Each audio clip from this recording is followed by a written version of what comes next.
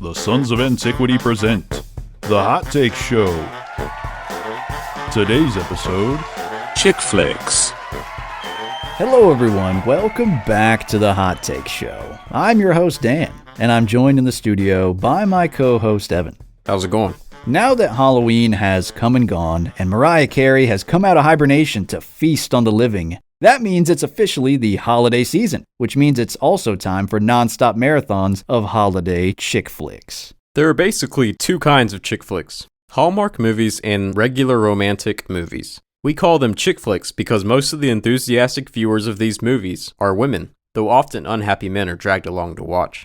Chick flicks, especially the regular romantic movies I just mentioned, have a lot of problems, but most of my qualms are centered around the sexual ethics of the films. First, premarital sex is not only shown, often in extended sex scenes with varying degrees of nudity, but celebrated as a milestone in the lover's history. Second, divorce and remarriage is often extolled as the answer to an unhappy life. What? You don't want her to be happy? You're a monster! And this goes into my third point, in that moral relativism and emotional decision-making are staples of the genre. Sure, these two lovers have low compatibility and there are red flags left and right, and they argue and scream at each other all the time, but they love each other, so it's good, right? We're already fighting. Well, that's what we do. We fight. This needs to stop now. This is cancer. Chick flicks would have you believe a lot of crazy things. This woman is an ugly tomboy. And right here is your typical high school nerd. And this chick would never be popular or desirable in any way without the help of the popular girls. But let's not forget about the guys. Ansel Elgort, Hugh Grant, Heath Ledger. OMG, they're literally me. Seriously? I know it's Hollywood, but geez, would it kill you to at least try to make them realistic? How hard would it be to cast John C. Reilly or Gary Busey as the normal guy who gets the cute girl? Just once. At least give these hunks some acne. Sure, maybe Sam could have held on to Frodo's entire body weight with just one hand. But ain't no way Ryan Gosling is just some loser piano player that can't get a date. Come on, man. And, for the record, Hilary Swank is like a solid 5, yet in P.S. I Love You, we're supposed to believe that she's got a chance with Jeffrey Dean Morgan, Harry Connick Jr., and Gerard Butler. Hashtag woman moment. How dare you? That was such a dumb movie. P.S. I Love You is basically this. Oh no, my hunky husband with an accent, he died, so I'm just going to go to Ireland to find another hunky guy who's foreign with an accent, who is also his former bandmate, and just replace him, honestly, with like a clone. That's it. That's the movie. Come on. She was looking at him like, oh man, you look exactly like my husband. You've got an accent like my husband. And you were in a band like my husband was. You were his best friend. Shallow. The good aspect of that movie was Harry Connick Jr.'s character. It was just funny that they cast him as such a loser. Yes, which I liked because it was kind of subverted it, but then they kind of ruined it by making her get with Jeffrey Dean Morgan. But the thing about Harry Connick Jr. that makes that character so memorable is that the dude is handsome and has a voice of a god, and yeah, I'm supposed to believe this dude is just like some bumbling idiot that no one would want to date. Come on, man. That just kills my ass. Come on, it's Hollywood. You know, I can believe certain things, but you just can't make me buy certain stuff. That's one of them. Well, people don't want to watch movies with ugly people.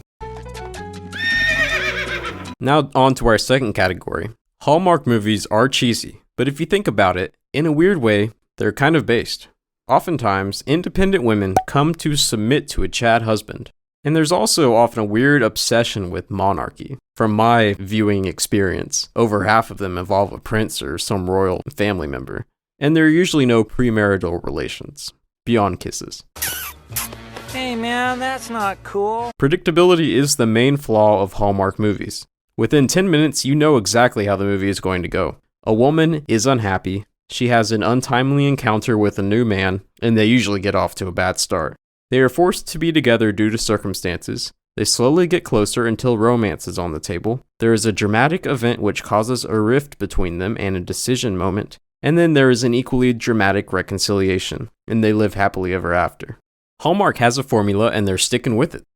So why do people still love Hallmark movies? And let's be honest, they do. Is it escapism? Or do people love happy endings? And do they not always want to watch gore, degeneracy, and nudity in every movie, especially around innocent holidays like Christmas? Well, I think that second point is pretty valid. I think people want a wholesome, family-friendly thing that they can watch and enjoy. And I think the Hallmark chick flicks and Hallmark movies in general give you that, wouldn't you say? Very wholesome. Very wholesome. And there's something to be said for that. You know, in an age where it's all about Game of Thrones and Breaking Bad and Walking Dead and Sex and the City, sometimes it's nice to just sit down with some hot chocolate with the family. Just watch something wholesome, man, for once. But as far as why people love them other than that, you know, like why do people get invested in the story? People just love a good romance. They love to think that love is real and is true and that things are meant to be and that they're all going to work out. So it's escapism. Yeah, because the world doesn't work like that. I think generally chick flicks are the way they are because nihilism is a foreign concept to most women. They just don't think like that. They don't like thinking that everything just means nothing. So you're always going to find in more female-oriented media a very strong sense of purpose and plot and a happy ending and a resolution. Now, speaking of Hallmark movies, I don't think we could talk about them without talking about Candace Cameron Bure of Full House fame, who is, to me, woke bae. And she is the queen of the Hallmark movie. Let's just be honest. That's what she is. She has starred in a whopping 29 of them since 2008, including more romantic titles like Moonlight and Mistletoe and Christmastown, as well as murder mysteries like A Bone to Pick and Dead Over Heels. As the kids say, get you a girl that can do both. One thing that most wise men know about women is that they desire love and security. Chick flicks provide over-the-top romance that makes women's hearts swell, and the knowledge that things will almost always turn out happily ever after, and that makes them all the more joyful. Maybe, just maybe, us men could learn a thing or two from these Hollywood productions. Does that mean I have to write 365 letters to my lover? Just tweet at her every day for a year. That I can do. And now, Hallmark Channel presents Kanye West's Red Pill Christmas.